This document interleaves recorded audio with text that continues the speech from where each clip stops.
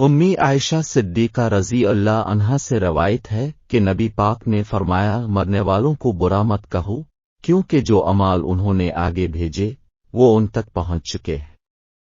اسے امام بخاری نے صحیح بخاری میں روایت کیا ہے۔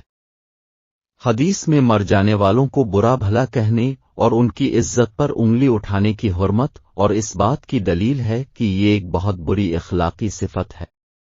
ممانعت کی حکمت حدیث کے دوسرے حصے میں ہے، یعنی جو اچھے یا برے اعمال انہوں نے کیے ان تک وہ پہنچ چکے ہیں۔ یہ گالیاں ان تک نہیں پہنچتی، بلکہ اس سے تو زندہ لوگوں کو تکلیف ہوتی ہے۔